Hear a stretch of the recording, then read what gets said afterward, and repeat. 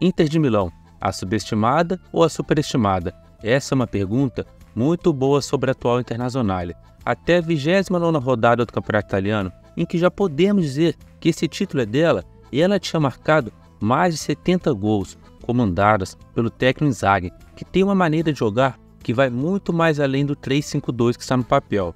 Seria ela subestimada por isso? Correto ou não? Essa Inter é totalmente superestimada, pois caiu nas oitavas da Copa Itália e nas oitavas da Champions. Ambos confrontos, ela era a favorita.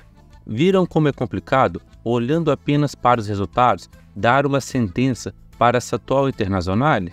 Eu admito que eu não quero enrolar, mas precisamos conhecer a situação financeira da Inter e como isso afeta a sua atuação no mercado de contratações e, consequentemente, na montagem do elenco, que infere na maneira vistosa e surpreendente do time jogar, para aí sim responder a pergunta se essa Inter é subestimada ou superestimada, pois, como dito, por resultados do Campeonato Italiano e nos torneios mata-mata dessa atual temporada, que são contrastantes com a temporada passada, não tem como dar o veredito do que é essa Inter exatamente.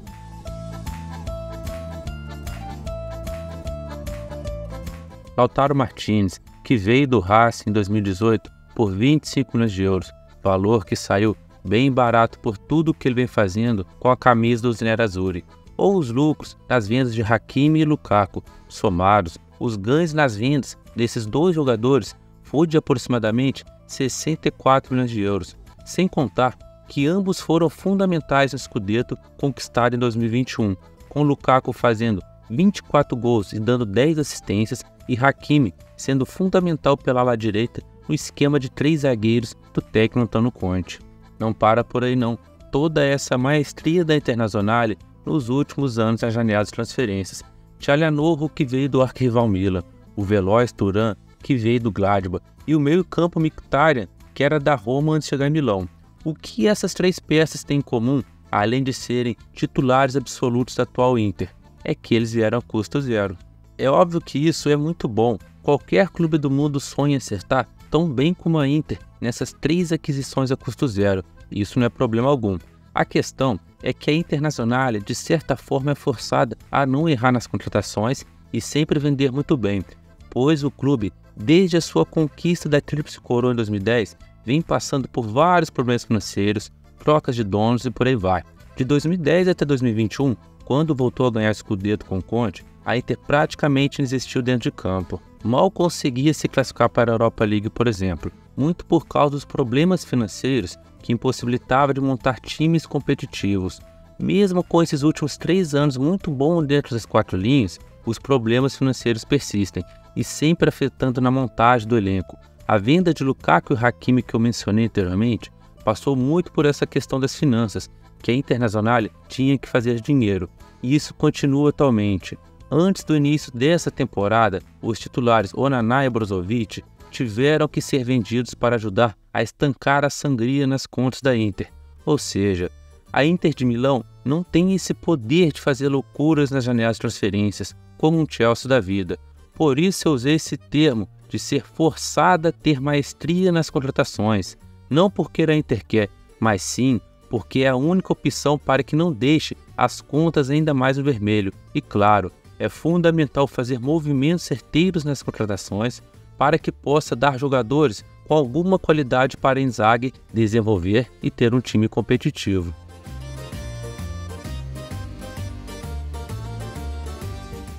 Assistam com atenção o gol da vitória da Inter de Milão por 1-0 pela 28ª rodada do Campeonato Italiano contra o Bolonha.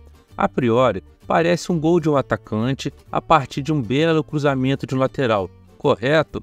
Não mesmo. Foi o cruzamento do zagueiro Bastoni para o outro zagueiro Bissek marcar.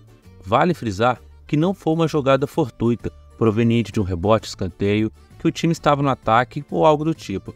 Foi uma jogada armada. Essa liberdade que os zagueiros da Inter têm para avançar é comprovada no mapa de calor do Bastoni na temporada. Repare a liberdade que ele tem para avançar. Sem dúvida nenhuma, essa é uma das grandes marcas do 3-5-2 dessa Inter, comandada por Inzaghi. Mas não para por aí. As melhorias táticas que o Inzaghi fez nesse 3-5-2, a partir de 2021, quando ele chegou, herdando essa estrutura do Conte, não só melhorou o coletivo, mas também potencializou vários jogadores, que é o caso do Hakan Çalhanoğlu, que era um meio-campo ofensivo até chegar à Internazionale e que nas mãos do Inzaghi, principalmente nessa temporada após a saída do Brozovic, posicionou o turco em uma região mais defensiva do campo. Çalhanoğlu se encontrou muito bem nessa nova função, até porque ele ainda mantém sua qualidade no passe, o transformando em um dos melhores meio-campo do mundo nessa temporada. Na realidade, a trinca de meio-campo da Inter é muito dinâmica, todos têm condição de exercer funções defensivas e ofensivas, não só Çalhanoğlu, mas os seus parceiros Barella e Mkhitaryan também. Além dos alas, que são muito atuantes, geralmente Dumfries de um lado e Di Marco do outro, e claro, a dupla de ataque Lautaro, que é o artilheiro isolado do campeonato italiano até o momento, com 23 gols, e o seu parceiro Thuram, que não é apenas o veloz do ataque, mas também contribuiu muito diretamente para gols nesse campeonato italiano, tendo 10 gols e 7 assistências. Toda essa força de ataque que os comandados de Inzaghi têm já possibilitou ao Internazionale fazer mais de 85 gols até então na atual temporada, exemplificando de forma bem clara que o 3-5-2 já deixou há muito tempo ser sinônimo de retranca, e para quem ainda pensa assim, está no mínimo uns 10 anos atrasado.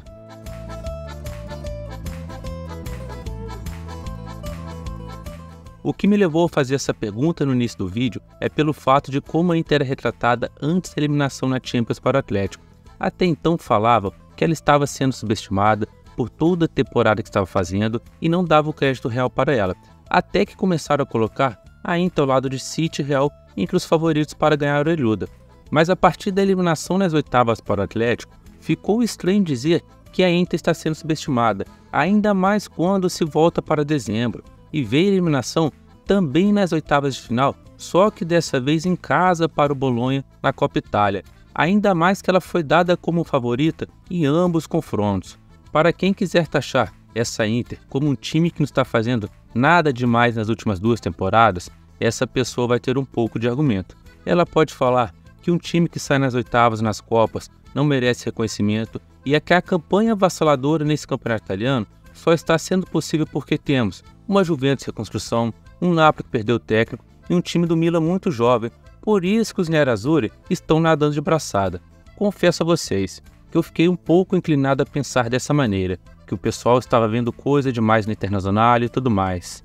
Mas não, a minha visão é que a Inter é subestimada. Agora vocês vão entender o porquê de eu ter falado da situação financeira e da maneira vistosa desse time jogar nos capítulos anteriores, pois esses tópicos vão nos ajudar a comprovar que essa Inter faz muito mais do que se esperava dela desde a chegada do Inzaghi em 2021. Daqui para frente, eu vou fornecer mais argumentos para vocês que comprovam essa minha visão.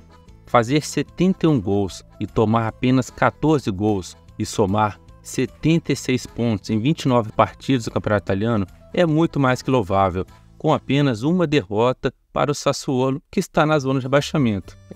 O futebol tem dessas. E sim, eu reconheço que a Inter tinha que ter ido muito mais longe nessa Champions para nós podermos alçar ela ao posto mais alto. Mas mesmo assim, desqualificar essa Inter pelo fato de ter saído para o Atlético não faz sentido algum.